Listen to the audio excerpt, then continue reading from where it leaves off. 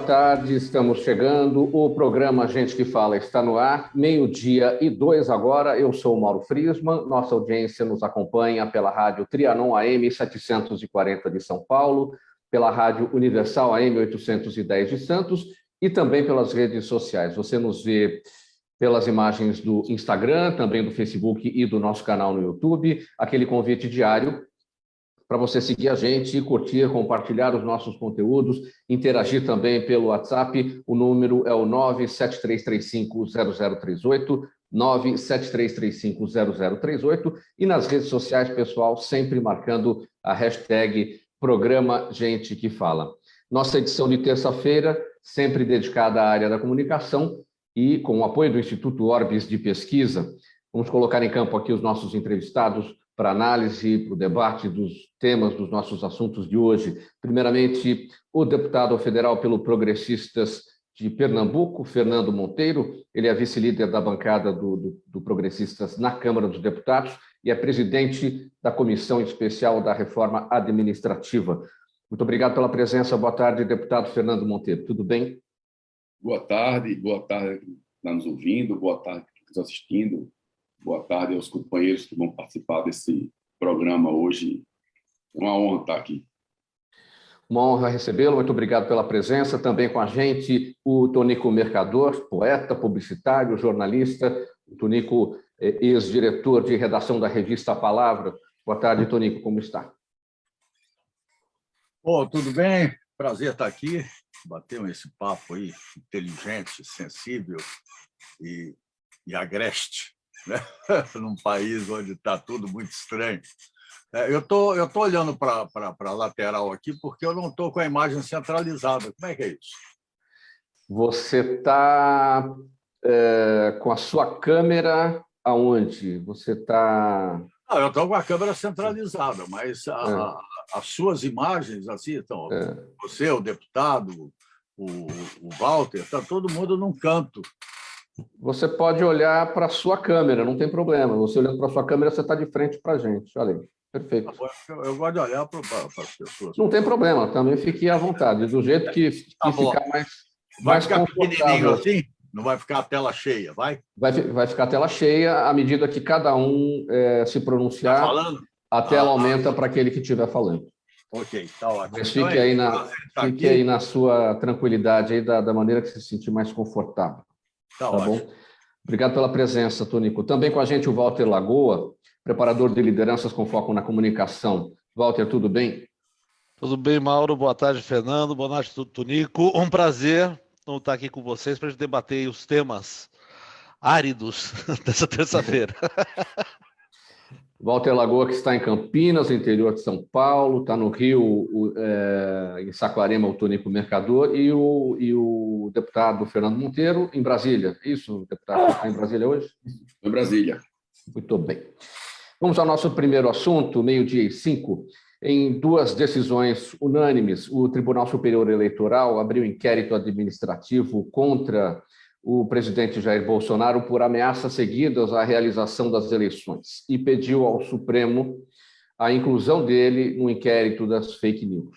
Como prova, anexou a última live do presidente contra a urna eletrônica, com ele próprio admitindo não ter prova de fraude. Ainda ontem, os 15 ex-presidentes do Tribunal Superior Eleitoral, desde a redemocratização, divulgaram uma nota em que defendem a segurança do atual formato das eleições, enquanto o presidente do STF, Luiz Fux, falou sobre a preocupação da Corte com ataques de inverdades que deslegitimam veladamente as instituições do país e corroem sorrateiramente os valores democráticos consolidados ao longo de anos. Inicialmente, deputado Fernando Monteiro, com o senhor a palavra em relação a esse tema. A partir dessas duas decisões unânimes do Tribunal Superior Eleitoral, quais são as implicações políticas que o senhor vê para o presidente Jair Bolsonaro e também para os demais poderes? A gente sabe que todo tipo de decisão acaba criando solavancos na governabilidade, solavancos na relação entre os três poderes. Como é que o senhor observa isso? Primeiro, a decisão da Justiça a gente respeita. A gente tem que ter o respeito a decisão da justiça. Isso é uma questão muito debatida. E eu venho, Mauro, há algum tempo vendo esse debate sobre poderes, a harmonia dos poderes. Nós tivemos uma crise da pandemia, que é um negócio gigantesco, né? Uma crise que não imaginávamos nunca passar. E aí, hoje, temos um problema sério, que é o desemprego, que é a fome, e as pessoas ficam sem pensar em união. Eu prezo muito pelo diálogo, pela união, respeito as opiniões, eu respeito a opinião do presidente Bolsonaro na questão do voto impresso. Eu acho que as pessoas têm que ter opinião e a gente pode divergir ou convergir, mas sempre com respeito. É um momento delicado, porque quando os poderes não estão harmônicos, causa uma insegurança, mas eu tenho a convicção que o respeito, tenho a convicção que um debate e um diálogo vai trazer uma convergência que a gente consiga, a política brasileira se unir para combater a fome, combater o desemprego. Eu me preocupo muito com isso.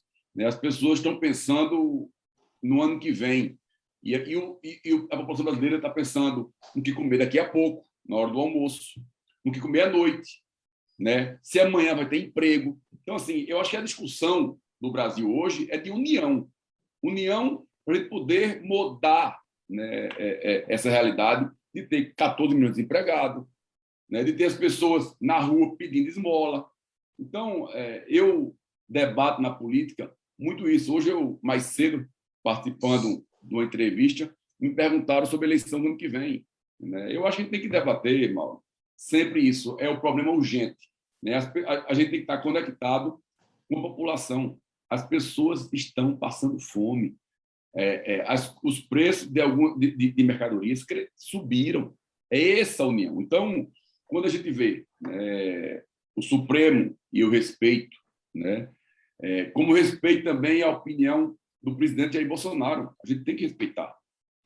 Agora, a questão da legalidade ou não legalidade, isso que vai julgar são os juízes, são o TSE, são o Supremo. Agora, porém, quero deixar aqui claro que nós precisamos achar um caminho para a convergência. Eu falei há pouco de fome, falei há pouco da questão do desemprego, mas tem convergência para a gente ter um país, vamos dizer, estável para essas coisas possam acontecer. Com certeza, isso causa um desconforto, isso causa um alvoroço, isso causa, vamos dizer assim, um motivo para a gente, muitas vezes, ficar preocupado.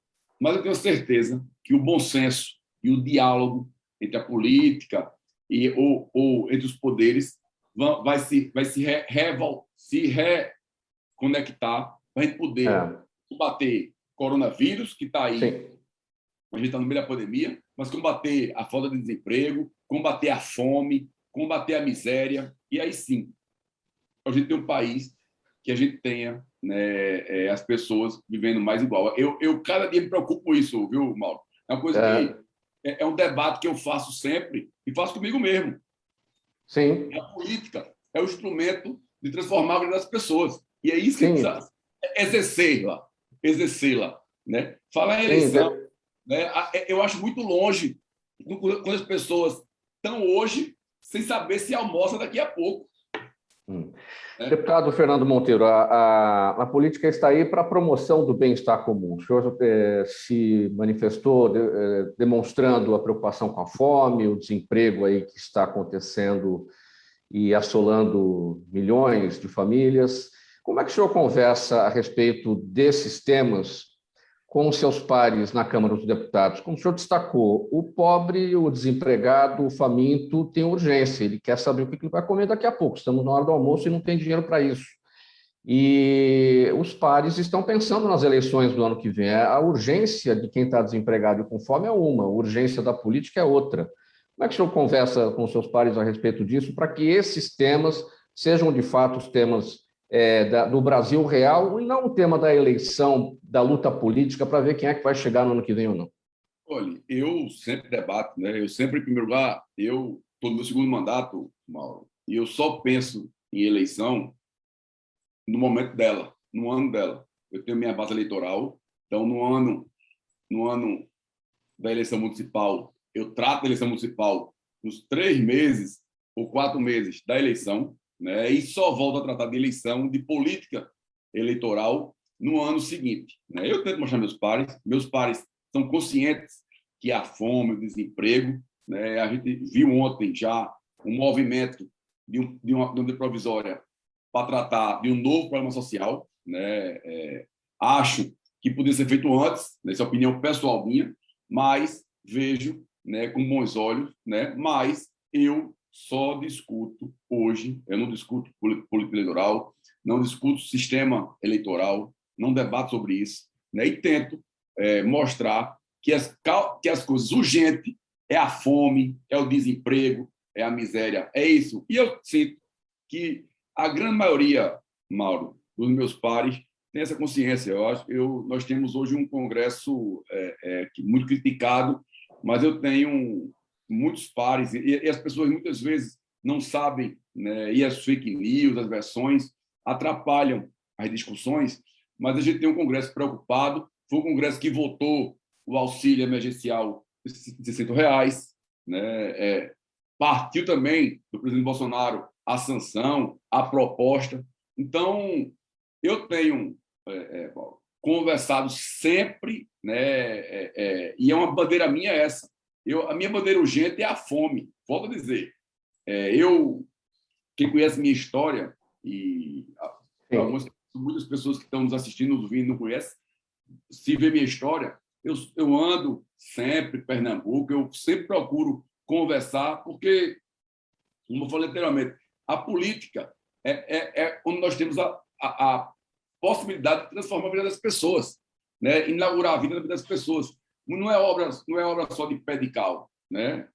A gente precisa trazer o alimento, a segurança, a saúde. Então, esse debate, e quando a gente tem turbulências, realmente dificulta, né? Porque, como você falou há pouco, Mauro, cada um tem sua urgência, né? A sua urgência não é a minha, né? Não é a de Walter, não é de Tonico, né? Mas eu tenho certeza que a gente tem um parlamento que, quando, né, é chamado, e tem feito aí medidas, foram votadas medidas de emprego ano passado, foram mandadas de retomada do emprego, de manutenção do emprego, mas a gente hoje tem que arrumar uma solução, né, para esse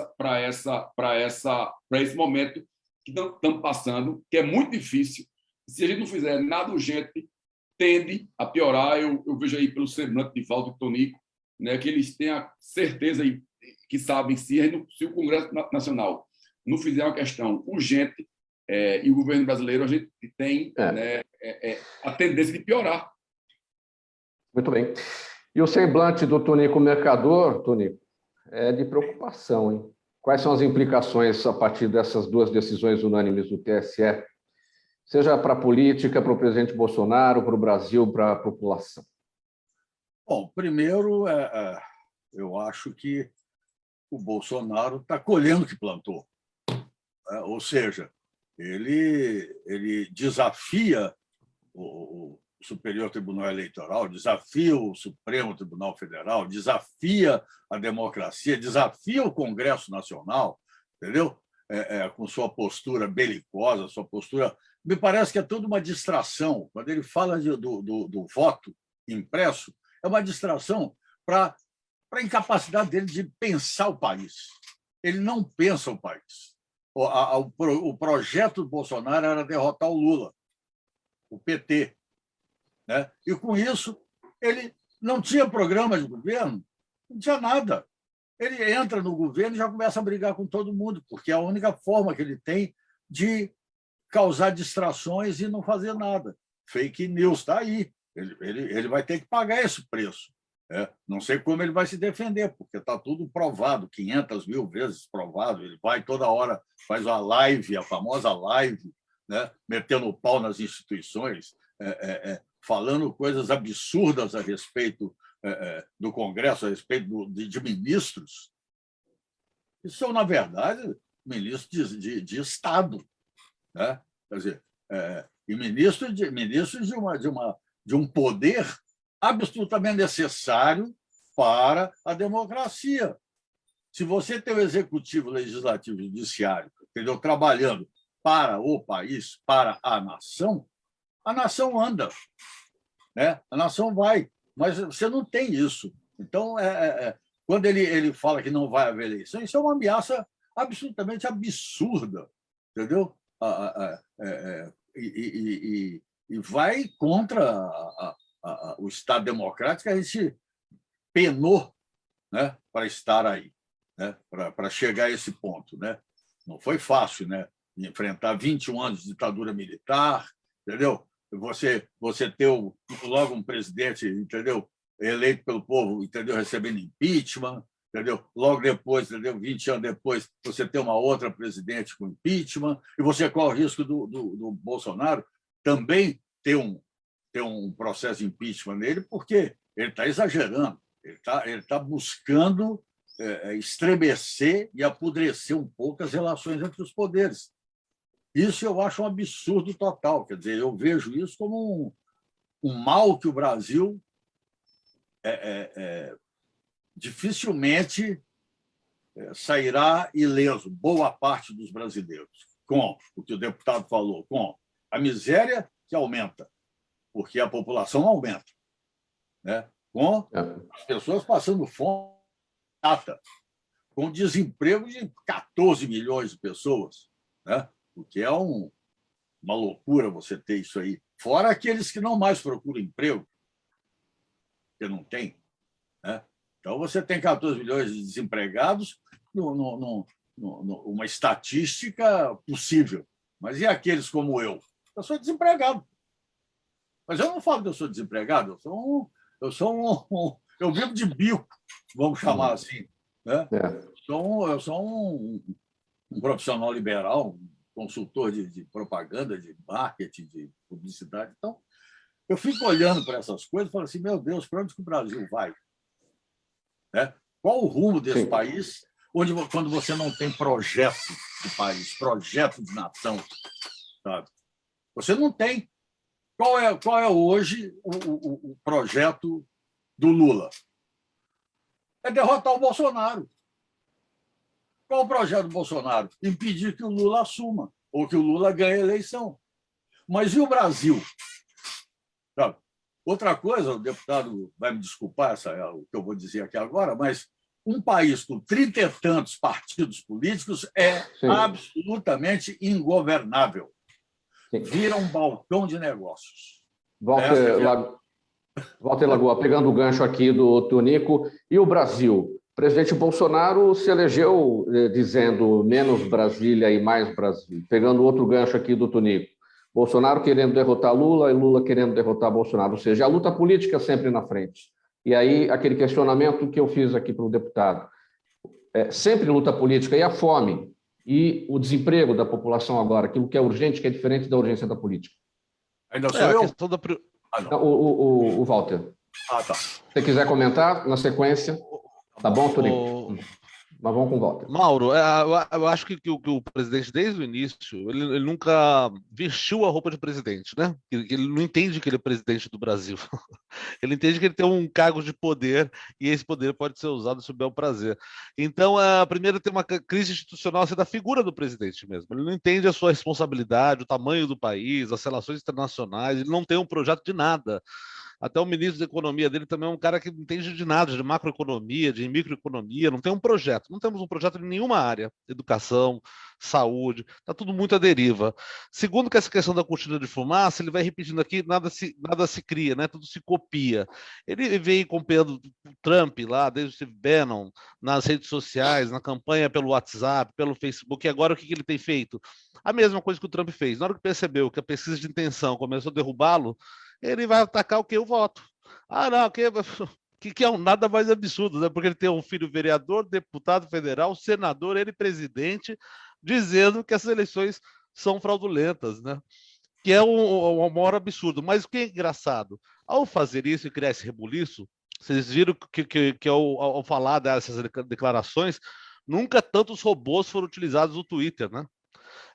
Para dar essa impressão de massa, de que esse é o pensamento predominante. E qual que é a grande questão? Você trabalha na comunicação com imagens. E ele, apesar de ser uma figura controversa demais, parece que não tem nenhum sentido, mas na hora que ele cria essa imagem que a urna eletrônica não é auditável, ele cria uma coisa, o que existe dentro da urna para as pessoas? Mas ele fala, o que tem dentro da urna? É verdade, eu não tenho o meu voto. E o seu voto vai ser impresso lá também. Está lá, marcado. Mas ele distorce, ele cria a meia-verdade e tem um impacto. O que é muito ruim, porque ele está atacando frontalmente a base, o pilar da democracia, que é o voto, né? E essa é a razão das duas decisões tomadas pelo Tribunal Superior Eleitoral, que abriu inquérito administrativo por ameaças seguidas à realização das eleições e tudo mais. E Mauro, só para acrescentar, e que demorou, né?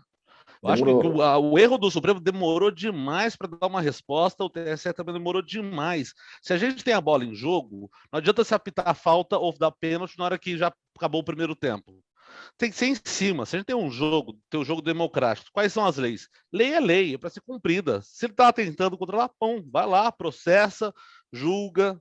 Tem que ser um processo democrático. 12h23, no programa Gente que Fala, edição de terça-feira, com o apoio do Instituto Orbis de Pesquisa. Deputado Fernando Monteiro, vamos seguir aqui com mais um assunto. A proposta de reforma administrativa encaminhada pelo governo federal há um ano para o Congresso Nacional deve sofrer novas modificações e ter seus impactos reduzidos. Pelo menos é o que indica parte das emendas de autoria dos deputados de distintos espectros políticos da oposição à própria base governista e que serão objeto de análise na comissão especial que debate o assunto na Câmara, comissão que o senhor preside. Ao todo, são 62 peças de alteração que foram apresentadas, das quais 45 são emendas que foram formalmente registradas e pelo menos 26 delas propõem alterações que podem reduzir o impacto fiscal esperado pelo Ministério da Economia.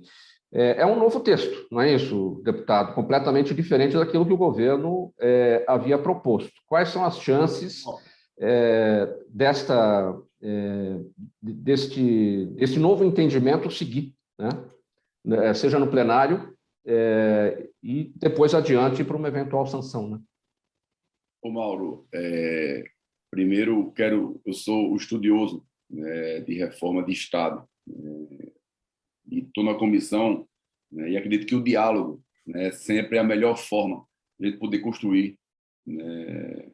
construir algo que possa ser possível de aprovação.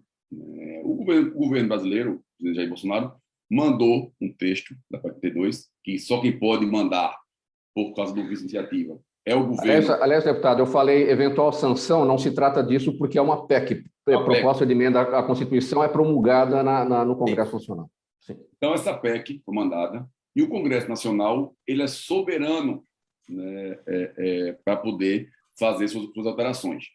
O que ocorre? Eu, como presidente da comissão e numa escola do diálogo, tenho ouvido e vou ouvir e exaurir o debate. Eu tenho minha opinião do que é reforma de Estado, acho importante. Nosso objetivo comum é trazer o serviço público de excelência, essa é a principal meta. É a gente ter o Brasil no século XXI no serviço público. E a gente precisa saber quais são as condições e como chega lá. Essa PEC ela não é contra o servidor, ela é a favor do serviço público. Essa PEC ela é uma PEC que moderniza. Eu tenho aqui um exemplo, que eu digo sempre, que é o exemplo do Banco Central. Nada mais moderno do que o PIX. E o PIX foi criado por servidores públicos do Banco Central. E a modernidade é a facilidade do dia de hoje. Então, eu digo sempre que eu quero pixar o serviço público. Eu quero trazer para o serviço público a modernidade. Eu quero que Tonico, que os ouvintes, que Walter, que você tenha um serviço público de excelência. Esse é nosso objetivo. E aí precisamos construir um texto que a gente dê um passo. eu sou pernambucano, nordestino, e lá tem uma música que diz assim: toda caminhada começa pelo primeiro passo. E o primeiro passo que a gente vai dar é tentar, né, fazer e aprovar uma PEC, né, que traga, né, uma evolução do serviço público. Eu estudei aí Finlândia, Dinamarca e Inglaterra, e os países mais bem-sucedidos em reformar o Estado não trataram da parte fiscal. Sempre trataram na parte de eficiência, né? E é esse o objetivo, né? A gente aqui não trata da parte fiscal, de quanto vai se economizar. A gente trata de quanto vai entregar. Entregar uma saúde de qualidade, entregar uma educação de qualidade. É esse caminho que nós tratamos na PEC. Isso é um ponto. O segundo ponto, que a gente precisa deixar bem claro, é que todos os direitos já adquiridos vão ser mantidos. Isso é primordial, isso é fundamental, para no futuro, aí sim, não ter ações e aí voltar a ter um passivo fiscal, como nós tivemos no passado, onde pagamos um preço alto por decisões do governo, né, que foram tomadas no passado de forma equivocada. O governante sai, mas as contas ficam para o Estado brasileiro. Isso significa menos dinheiro na saúde, isso significa menos dinheiro na educação, isso significa menos investimento. Então, são essas premissas que nós chamamos na comissão. Então, vem o texto tem coisas que não são possíveis, porque nós não acreditamos, precisa-se melhorar a redação de alguns quesitos. O relator já anunciou uma mudança, que é a questão dos cargos comissionados de chefia, isso já foi anunciado pelo relator, né? Eu defendo que as carreiras de estados estejam dentro da PEC, né? Isso é um debate que está sendo e debatendo, Mauro, de como nós vamos construir. Então, assim, quando eu vejo as matérias, não, porque vai mudar na PEC, vai mexer. Primeiro, o Congresso é soberano para mudar a PEC, então isso já é um passo principal. Segundo, não tratamos de espaço fiscal. Eu vejo aí as pessoas querendo brigar, economiza X, economiza Y, a população quer um serviço de qualidade. Eu no posto de saúde e ter meu atendimento e meu médico. Eu chegar no órgão público e ter... Você não pode, no Brasil de hoje, Mauro, a gente ficar para abrir uma empresa um mês e para fechar 10 anos. Isso é assim. Então, assim, é esse diálogo que a gente tem que tratar. Muitas vezes, as pessoas querem levar, não, economia, porque vai demitir outra coisa. Só um dado, viu, Mauro? Eu acredito que essa PEC, passando da forma que eu acredito, nós vamos aumentar a geração de emprego. É até o contrário, tá? Por quê? Porque nós vamos trazer eficiência. E a eficiência traz mais investimento, a eficiência traz menos custo. Então, esse o objetivo da PEC. Então, assim, a modificação dela vai ter. Né? Ela não vai ser modificada. A reforma administrativa, assim como a reforma tributária, são duas situações que estão sendo tratadas desde o início do mandato dos senhores, desde o início do governo Bolsonaro, e a gente já está caminhando daqui a pouco para o final do ano e não tem jeito, as atenções todas estarão voltadas para as eleições do ano que vem. Quais são as chances disso progredir, disso prosperar, tamanha a divergência que existe? Não há um consenso, são muitos embates aí em torno das duas reformas, aliás, não só a administrativa, mas também a tributária. Veja, a administrativa que eu presido, né, eu quero entregar ela, né, voltar na comissão até o dia 28 de agosto.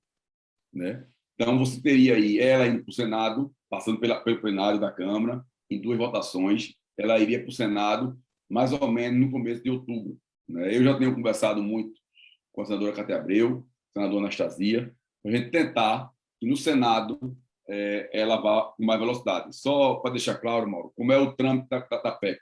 Ela entra pela Câmara dos Deputados, é passada pela Comissão de Constituição e Justiça, depois vai para a Comissão Especial, ela pode ficar no mínimo 10 sessões e no máximo 50 sessões na Comissão Especial, depois é votada em 2 turnos no plenário da Câmara. Em seguida, ela vai para o Senado Federal, onde lá ele passa apenas na Comissão de Justiça e vai ao plenário do Senado Federal em 2 turnos, né, com maioria absoluta, né, quer dizer, na Câmara, mais de 300, tem que ter no mínimo 308 votos para aprovar, pode deixar os ouvintes e eu que estava assistindo entender, e aí sim, ela não havendo modificação do texto saído da Comissão Especial ou da Câmara de Deputados, ela é promulgada pelo presidente do Congresso Nacional. Então, eu tenho a convicção, né, que ela vai ser votada, eu acredito, no Senado, tudo como no final de novembro. Isso é a iniciativa. A tributária, ela está aí em 4 fases, né? Vi há pouco que o relator vai apresentar hoje no almoço dos líderes o relatório na questão do imposto de renda, né? Então, nós temos aí um tempo aí para votar, inclusive mais rápido. Por quê? Porque a PEC, para deixar bem claro, ela precisa de maioria e o projeto de lei, no caso do imposto, ela é menor. Mas vejo que a gente vai ter aí essas duas, ou a administrativa votada e a parte da tributária, também acredito que até o final do ano a gente vai ter esse resultado, que é importante, volto a dizer. Nós precisamos trazer, Mauro, o Brasil, o século XXI, o serviço público brasileiro. Faltando 27 minutos para 1, no programa Gente que Fala, edição de terça-feira, com o apoio do Instituto Orbis de Pesquisa, a gente vai para o intervalo e na volta aqui a sequência da nossa conversa com os nossos assuntos do dia. Até já. Toda ação estratégica de sucesso tem um componente fundamental: um instituto de pesquisas ético, rápido e preciso. Afinal, é ele que vai fornecer informação confiável, sem achismos ou palpites. E isso, numa época de mudanças rápidas e repentinas, é fator crítico de sucesso. A Orbis é um instituto de pesquisas que une precisão e confiabilidade estatística com a mais alta tecnologia em pesquisas do mercado. Tem inteligência artificial, robótica e Big Data, entre outros recursos, para que você tenha uma informação correta, confiável, com o menor custo e no menor tempo possível. Na sua próxima ação, seja ela corporativa ou política, comece pela Orbis, porque com a informação correta, você vai mais longe, mais rápido e com mais segurança. De volta com o programa Gente que Fala, edição de terça-feira, com o apoio do Instituto Orbis de Pesquisa, faltando 26 minutos agora para 1 da tarde. Antes da sequência dos nossos temas, o seguinte recado, a seguinte mensagem para você. O movimento do Ministério Público Democrático, que é o nosso parceiro, é o nosso apoiador da edição de quinta-feira, o Gente do MPD que Fala, realiza até o dia 25 de agosto o 7º Congresso Nacional da Associação, com transmissões ao vivo pelos seus canais no Facebook, YouTube e Instagram, todas as segundas e quartas-feiras, das 7h30 da noite até as 9h. 4 pilares norteiam o evento deste ano, o 37º, ou melhor, o 7º Congresso Nacional do Movimento do Ministério Público Democrático. Garantia de direitos, inclusão social, participação popular e eficiência das instituições. Participam desse evento grandes personalidades do mundo jurídico, político, acadêmico e jornalístico. Ministros, procuradores, promotores, jornalistas, pesquisadores, professores e lideranças sociais. O congresso é gratuito e as inscrições podem ser feitas pelas redes sociais do MPD, Movimento do Ministério Público Democrático, no Instagram e no Facebook, MP Democrático, no Instagram e Facebook, MP Democrático, e no YouTube, Ministério Público Democrático. Está dada aqui a nossa mensagem. E eu vou inserir aqui para a nossa conversa, para a gente tratar de economia, o Daniel Marcos, advogado, economista, perito judicial, com a gente sempre, todas as terças-feiras. Boa tarde, Daniel, tudo bem? Boa tarde, Mauro, tudo e você? Tudo bem, tudo ótimo. Vamos falar sobre a proposta do governo de elevação do valor do Bolsa Família, que poderia chegar aí a R$300 para as famílias. Quais são os impactos disso sobre a economia do país e quais as chances disso acontecer, porque tem que saber de onde vem o dinheiro, né? Então, vamos lá. Em relação ao efeito, né, o governo ele tem um teto de gastos e Em caso isso sendo aprovado, havendo essa elevação do benefício, não que ele não contribua para determinada parcela da população, entretanto, em isso sendo deferido, isso vai gerar um custo para toda a população em termos de níveis inflacionários. Então, é provável que haja um aumento da inflação em razão dessa nova concessão, dessa majoração do benefício, né? Em relação à origem, imagino que isso vai ser destinado no projeto de lei específico, mas a questão que fica é mais a questão inflacionária, porque o setor industrial, nesse mês de julho, agora, ele terminou com esse mês nulo, né? Não teve crescimento, também não teve déficit nele, né? Outros setores ainda estão absorvendo os efeitos da pandemia e absorvendo essa mudança comportamental na economia e tentando reduzir os custos, né? Alguns setores estão já com pequena escassez de insumos, o que também pode afetar níveis inflacionários. Então, a eventual aprovação desse benefício pode aumentar um pouco o nível para o consumidor final quando ele for comprar os bens dele de prateleira, por exemplo. Hoje, Daniel, tem reunião do Comitê de Política Monetária do Banco Central, o Copom, para a definição da nova taxa de juros. E qual é a expectativa? Na última reunião de junho, a Selic subiu para 4,25% ao ano. A expectativa, então, é dessa elevação ser mantida gradualmente até os 7%, né? A expectativa que se tem no final do ano de ter uma Selic de 7%. Então, a expectativa ela foi crescendo gradativamente à medida que a inflação vai subindo, então você tenta controlar, né?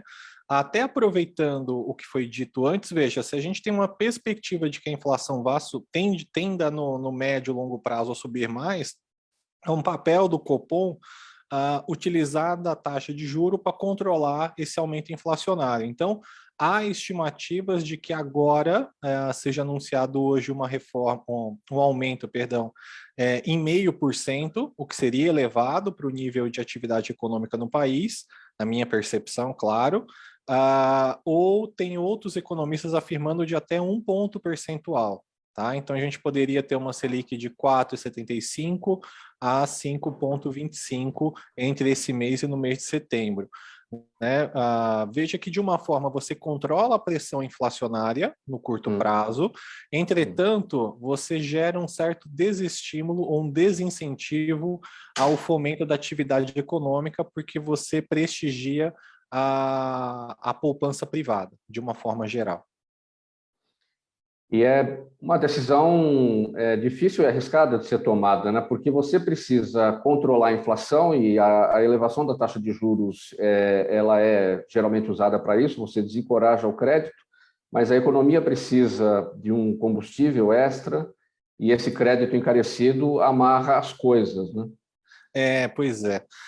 Isso na literatura econômica é chamado como armadilha de liquidez, que é quando você faz um estímulo monetário muito grande, ou seja, você reduz a Selic como foi reduzida a 2%, com a intenção de que haja um impulso na economia, fomente o consumo e a atividade econômica aproveite desse impulso e depois você vai paulatinamente controlando a inflação e o nível de juros para que você tenha um novo equilíbrio. O que ocorre é que os efeitos da pandemia com essas novas variantes, elas ainda continuam a impactar negativamente no mercado, né? E ainda há uma certa incerteza quanto ao futuro. Então, toda essa precificação, toda essa expectativa ou incerteza do futuro afeta, infelizmente, o nivelamento da inflação e da taxa de juros.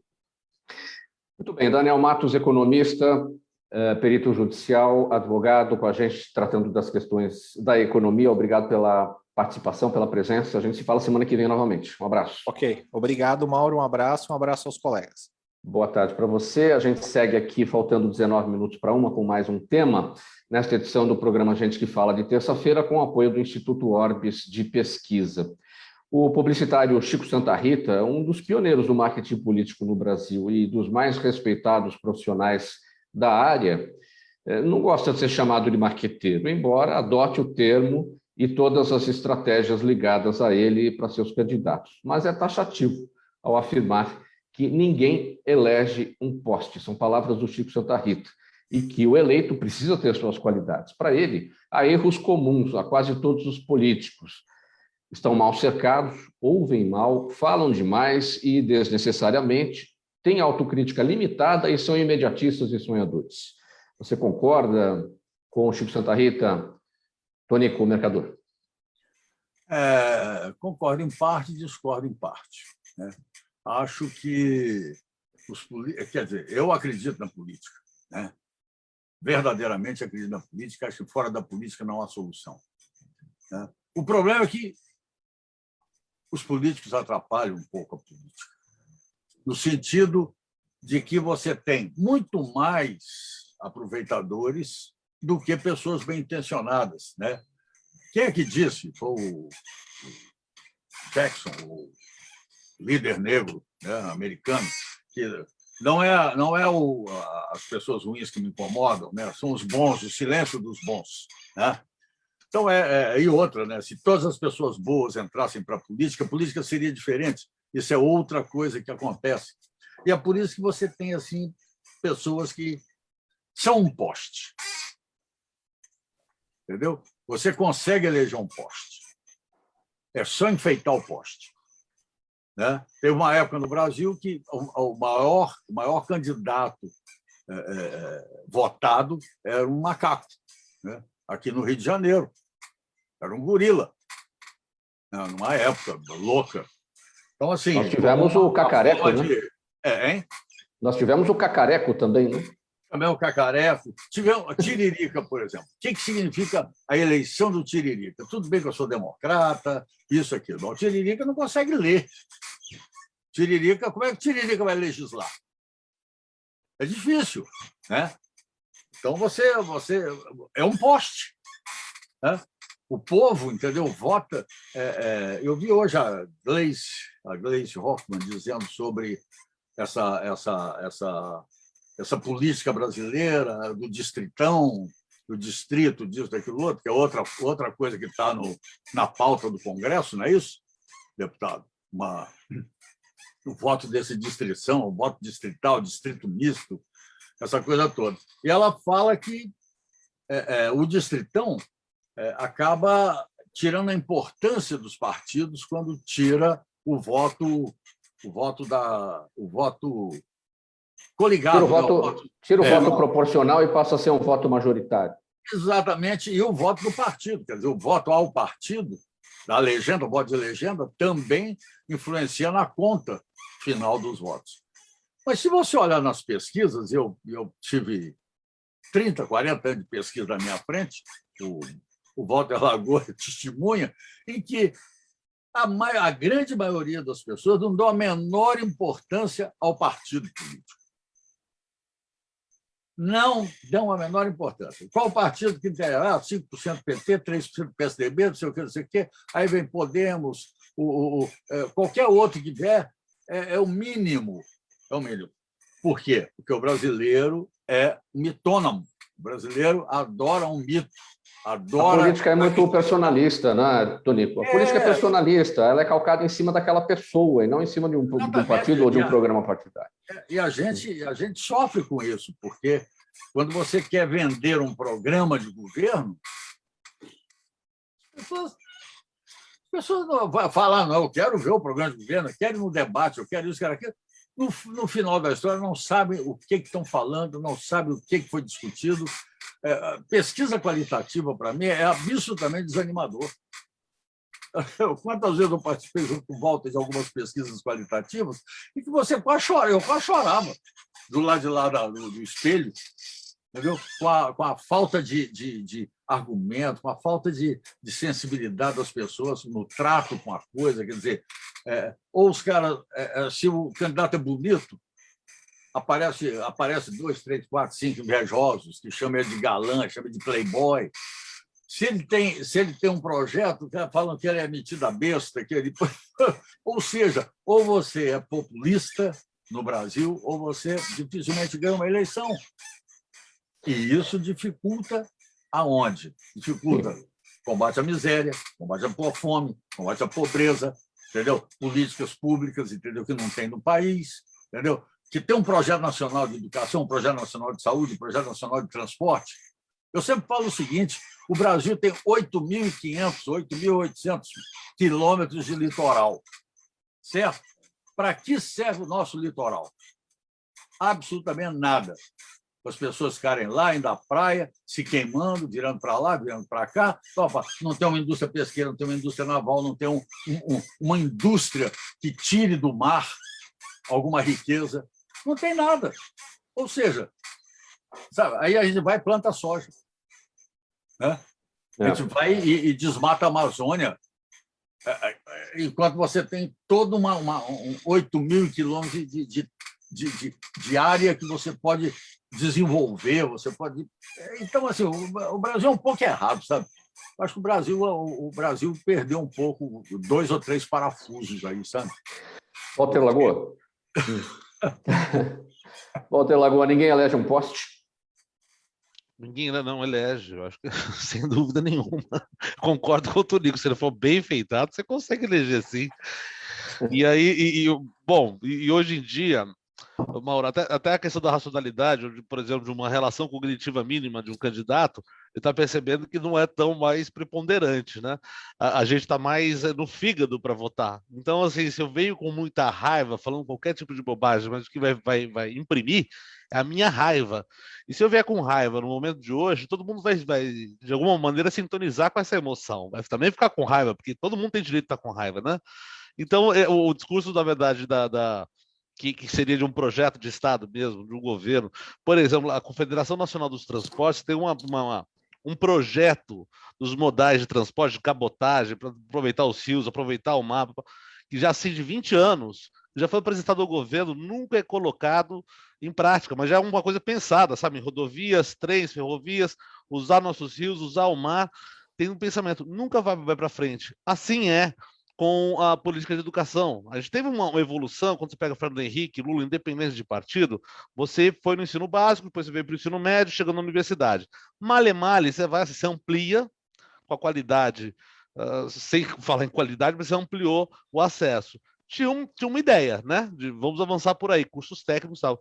Depois vem agora, você não tem mais nada, aí destrói tudo, aí já fez, já não vai financiar, a escola técnica cai, aí você não tem ideia de trabalho, porque, por exemplo, também tem uma questão estratégica que a gente não tem, qual que é o futuro do trabalho?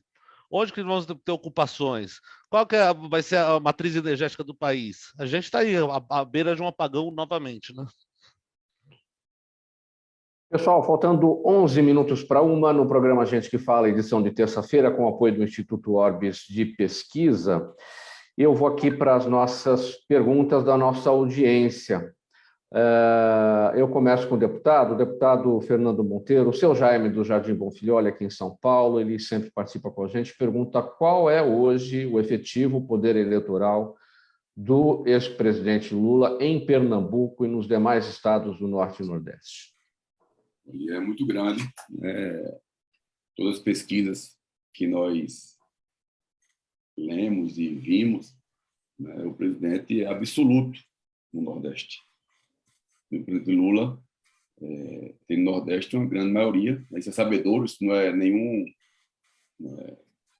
não é nada escondido. Né? Então, em Pernambuco, o Lula passa de 50%, né, nas pesquisas agora. Mas temos aí muito tempo pela frente, mas hoje ele passa de 50%.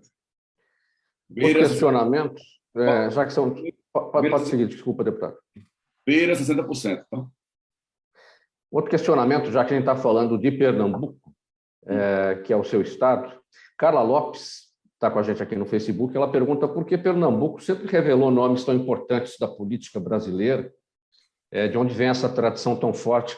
Certamente ela está lembrando aqui de Eduardo Campos, vítima lá do acidente aéreo, né, infelizmente falecido, Miguel Arraes, governador de Pernambuco, figuras né, com expressão nacional. Né? Marco Maciel, que foi vice-presidente da República, né? Miguel Arraes, né? Marcos Freire, que morreu no acidente também aéreo. Inúmeros. Pernambuco, veja, cada estado tem né, uma questão, né, a maneira de enxergar a política. né? Nós lá somos, não estou dizendo os outros, mas somos muito dedicados, né, à política, né? Nós trabalhamos e crescemos ouvindo a política, né? Se você pegar aí, a Pernambuco teve já 4 presidentes da Câmara de Deputados em 30 anos, né? Teve presidente do Senado, né, Marco Maciel, teve Nilo Coelho, né? Então, assim, isso vem, né, de muita dedicação e de uma vocação, né? Pernambuco tem se transformado a cada ano, mesmo com suas dificuldades, né? E isso é fruto do entendimento, né, do que é a política. O grupo lá que governa Pernambuco vai completar 16 anos no ano de 2014 e 12 anos na Prefeitura do Recife. Então, isso mostra, né, que com o trabalho, com o debate, né, com a questão de você fazer políticas públicas para a educação. Pernambuco hoje é líder no IDEB, no ensino médio. Então, saiu de último lugar.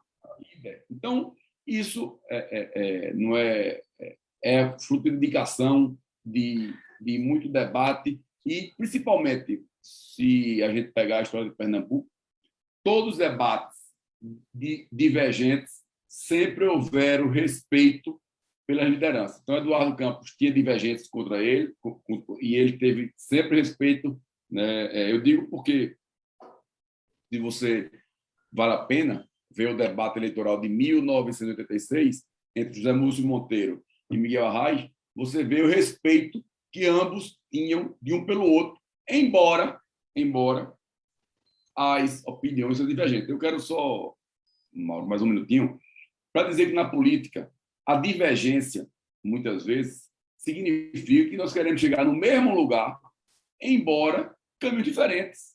Então, o respeito, né, sempre tem que ser preservado. Eu acho que é o mantra do ser humano, e quando a gente nasce e diz aos nossos filhos e netos, é o seguinte: sempre respeite o ser próximo. Isso aí não faz mal a ninguém, porque o futuro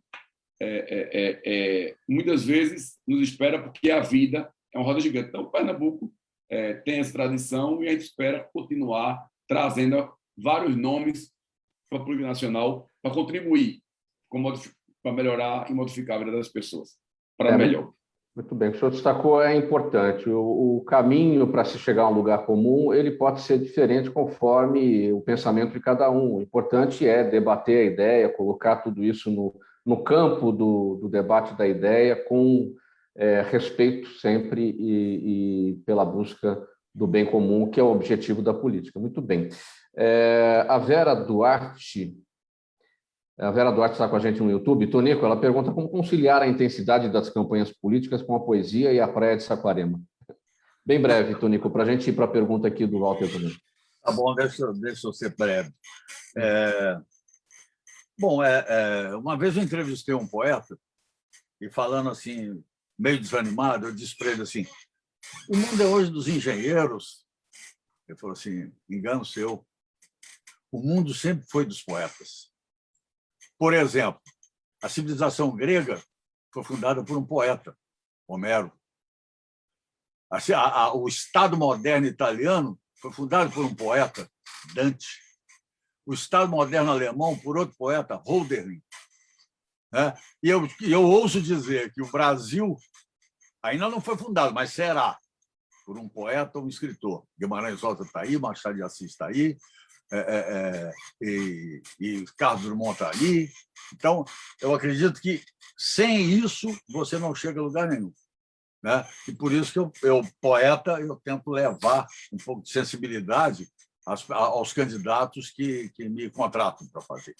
Sim. É uma conversa muito longa, muito séria com eles, mas eu tento levar um pouco de sensibilidade, um pouco de essa psicologia, entendeu?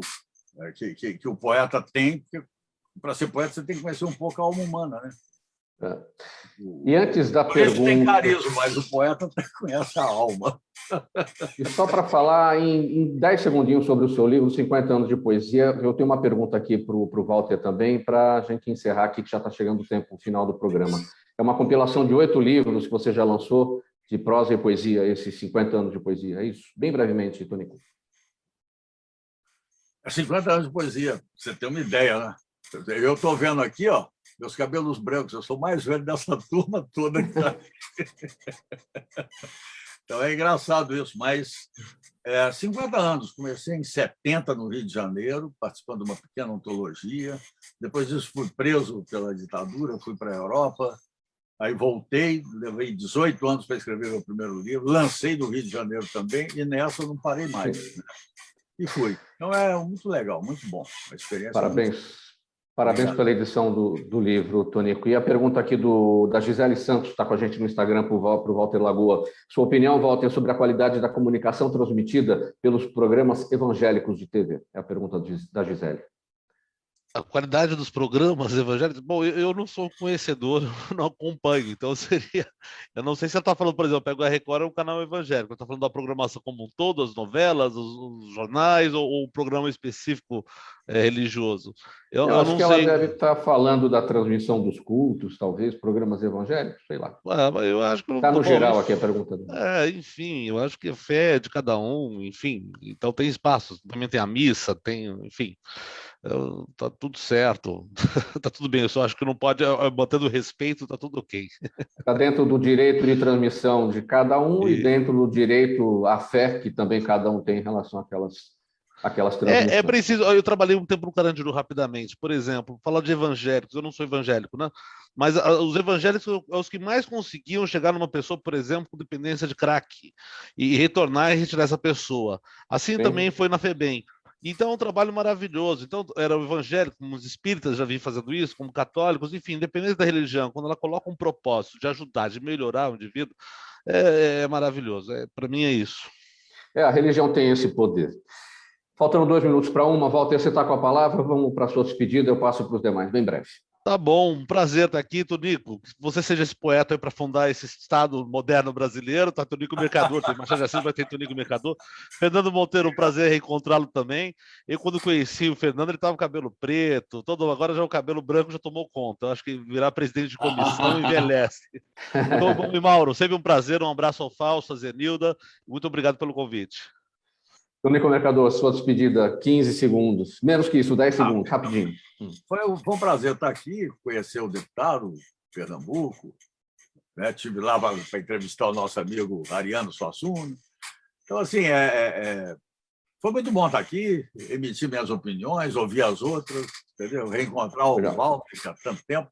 Obrigado, prazer em te conhecer, obrigado pelo convite. Boa sorte aí ao programa. Obrigado. Fernando Monteiro, deputado, sua despedida bem breve. Quero agradecer mais uma vez, Mauro, agradecer a Walter. Né? Queria, não é do meu feitio, mas que nós estamos falando aqui de um poeta. O Nordeste tem vários poetas. E tem uma poesia, ou um verso, que eu gosto muito, que diz assim: esta palavra saudade eu conheço desde criança. Saudade de amor ausente não é saudade, é lembrança. Saudade só é saudade quando morre a esperança.